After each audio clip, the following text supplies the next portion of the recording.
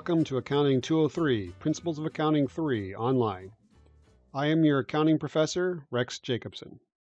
It's my pleasure and privilege to guide you in this class. In Principles of Accounting 1 and 2, we got the big pictures of accounting, learning about the accounting equation, the accounting cycle, debits, credits, and financial statements such as the income statement, the statement of cash flows. By the way, this is an example of a company that should have protected its cash better from that shady-looking fellow. And we also learned about the balance sheet, whose formula is based on the accounting equation.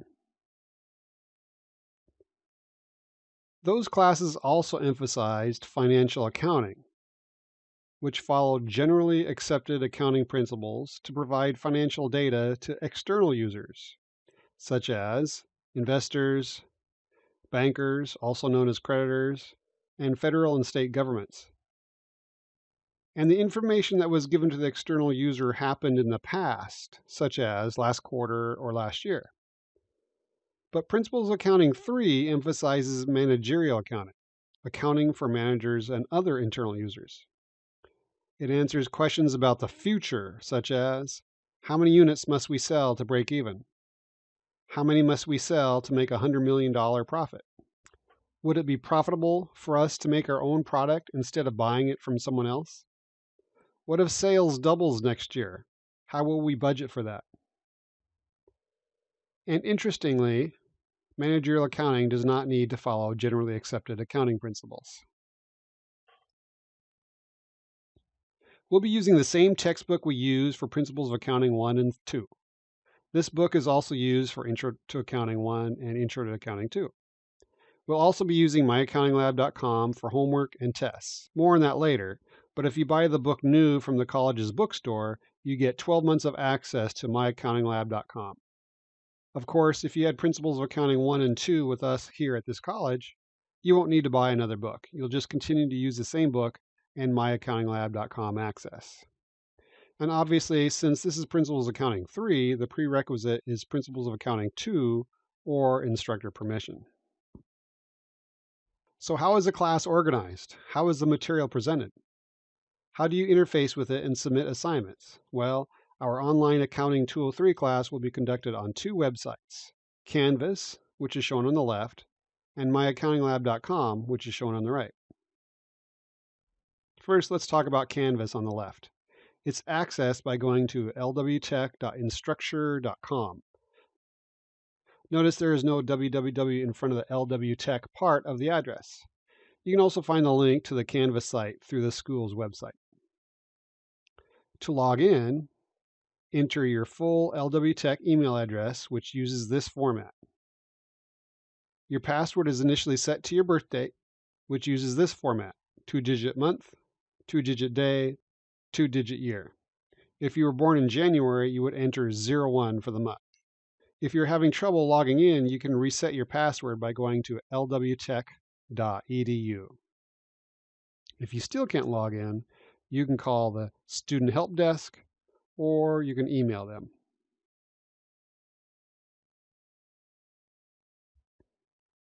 In this class, one of the things Canvas will be used for is messaging, which can be accessed here.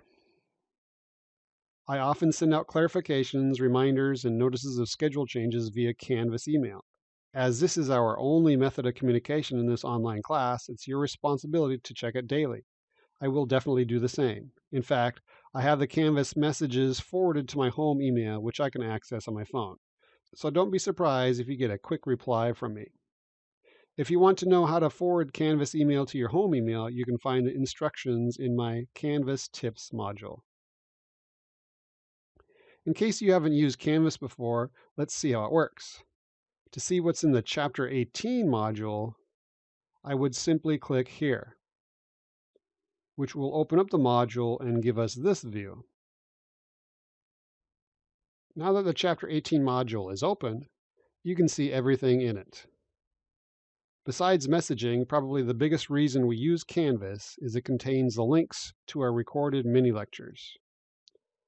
You can see that the Canvas module for Chapter 18 contains several mini lectures, which are much shorter than the usual 80-minute class length. I try to keep these relatively short so we have time to practice what we've learned in the lesson. The more we practice, the better our understanding and confidence. If you practice enough, it becomes very easy.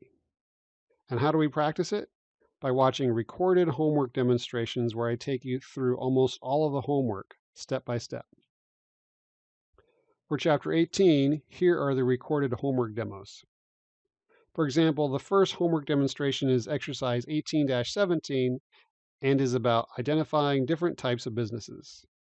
And it's 3 minutes and 16 seconds in length. Although most homework assignments have videos, some easier ones do not because they don't need an explanation. So make sure to check myaccountinglab.com to be sure you are doing all the homework assignments. Now, if we click on the small triangle by the Chapter 18 module, we close the module so we can go back to seeing more modules in Canvas. Now we can see the first 6 modules again, but I want to draw your attention to another big part of using Canvas, our study schedule. The first one is for Chapter 18. If I click on this small triangle to open the module, I get this view.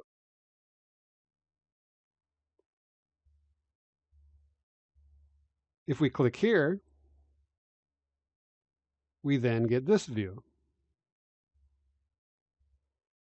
Here is the suggested study schedule, but it's small, so it's very important to click here to download the suggested study schedule so we can see the whole thing.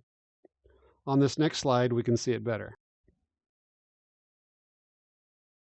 So now you can see the suggested study schedule. If you follow it, you only have about 14 minutes of video lectures and homework demonstrations to watch per day. Also, don't forget to allow time for reading the textbook. Most students read the chapter before watching the videos. My study schedule also schedules 3 to 4 full days to work on the required pretest and the test.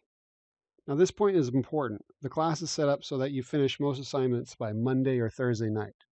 But I know that real life sometimes pops up, so I give a 24-hour grace period for assignments. So the due dates on myaccountinglab.com will show most assignments as being due on Tuesday and Friday. Now this includes the 24-hour grace period. Also note that the study schedule only lists the videos. A few easy assignments don't have videos and therefore won't have videos listed here. Make sure you check your myaccountinglab.com for the occasional assignment that doesn't have a video. In this particular class, the first chapter has several, but the remaining chapters have few. Of course, it's recommended that you work ahead so you have no chance to miss any deadlines and avoid late penalties.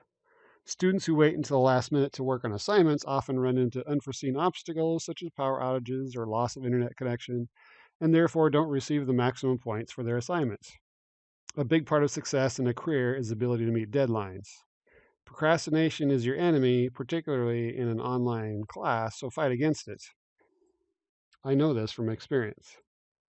All the assignments are now open in myaccountinglab.com, so you could theoretically finish the quarter in a couple of weeks if you were motivated. And a few students have done this. So just start at the top of each module and watch the mini lectures and homework demo videos.